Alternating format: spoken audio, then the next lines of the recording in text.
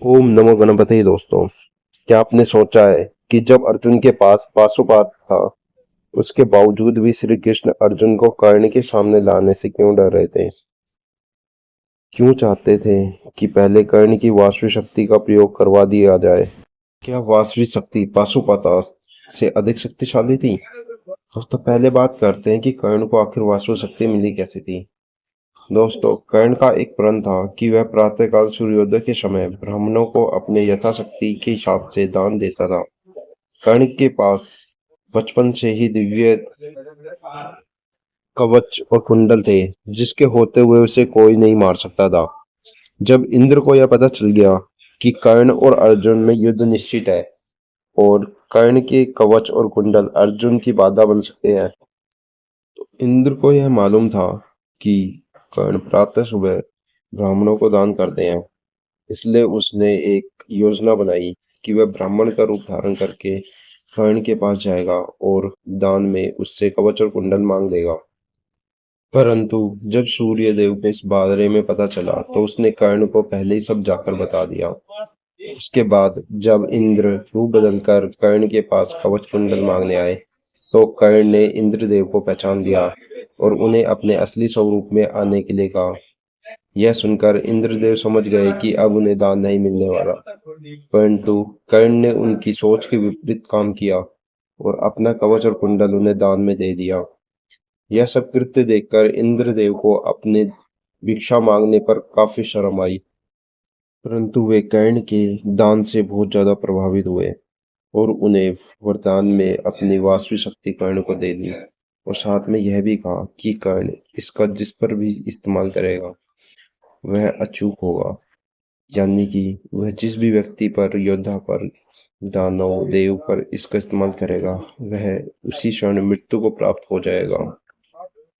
और साथ ही यह भी शर्त रखी कि वह इसका केवल एक बार ही इस्तेमाल कर सकते हैं। उधर अर्जुन के पास पाशुपात भगवान शिव की तपस्या करने के पश्चात मिला था। जब पांडवों को वनवास हुआ तो श्री कृष्ण ने अर्जुन को शिव जी की तपस्या कर पाशुपतास्त्र की प्राप्ति के लिए कहा।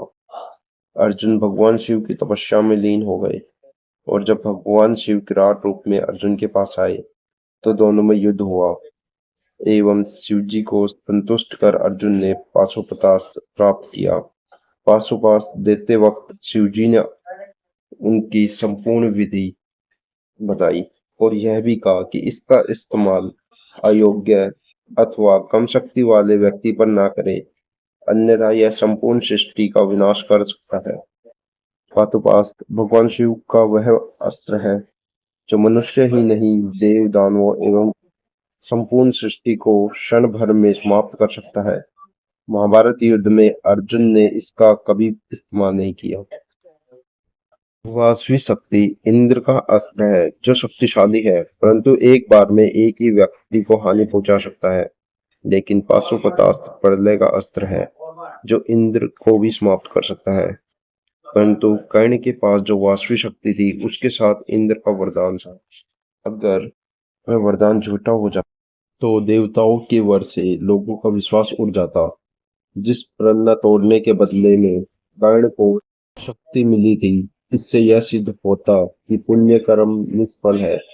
यह कारण था कि अगर कर्ण उस शक्ति का इस्तेमाल श्री कृष्ण पर भी करते तो श्री कृष्ण को भी इंद्र के वरदान का मान रखना पड़ता, वरना वासवी शक्ति और पाशुपतास्त्र में शक्ति का इतना ज्यादा अंतर है कि हम दोनों को तुलना योग्य भी नहीं समझते, क्योंकि पाशुपतास्त्र इस्तेमाल करने के बाद संपूर्ण सृष्टि का नाश हो जाता है, जबकि जो इंद्र, जो वासवी शक्ति जिनकी खुद की है, वह भी उस पाशुपतास्त्र के इस्तेमाल के बाद नहीं बच पाएंगे। तो इसका तुलना नहीं की जा सकती। बात केवल और केवल उस वरदान के मान की थी, जिस कारण से श्री कृष्ण नहीं चाहते थे कि इंद्र का वरदान झूठा हो।